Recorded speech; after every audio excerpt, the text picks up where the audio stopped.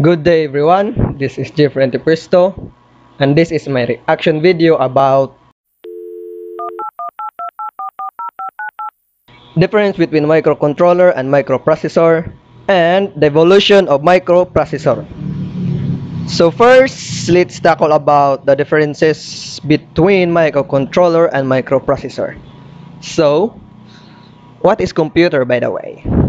A computer is a programmable machine that receives input, stores and manipulates data or information, and provides input-output in a useful format. CPU, or Central Processing Unit, the portion of a computer system that carries out the instructions of a computer program. The primary element carrying out the computer functions. It is the unit that reads and executes program instructions. The data in the instruction tells the processor what to do. The second one is the memory. Physical devices used to store data or programs. Sequences of instructions on a temporary or permanent basis for use in an electronic digital computer. ROM is typically used to store the computer's initial startup instructions. In general, the content of RAM are erased when the power to the computer is turned off, but ROM retains its data. The third one is I/O unit, or input-output.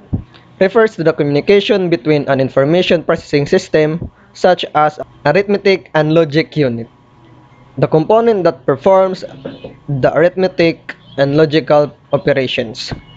The most important components in a microprocessor, and it's typically the part of the processor that is designed first. Control unit. The circuit that controls the flow of information through the processor and coordinates the activities of other units within it. In a way, it is the brain within the brain. Accumulator, a register in which intermediate arithmetic and logic results are stored. The accumulator is initially set to 0. Then each number in turn is added to the value in the accumulator. Only when all numbers have been added in the result held in the accumulator written the main memory or another non-accumulator register. Bus system, a subsystem that transfers data between computer components inside a computer or between computers. Data bus. Data bus is a bidirectional. Data or instructions codes from the memory or input-output are transferred into the microprocessor. The results of an operation or computation is sent out from the microprocessor to the memory or input-output. Depending on the particular microprocessor, the data bus can handle 8-bit or 64-bit data. Control bus. The control bus is used by the microprocessor to send out or receive timing and control signals in order to coordinate and regulate its operation and to communicate with other devices, memory or input-output. So let's proceed to microcontroller versus microprocessor.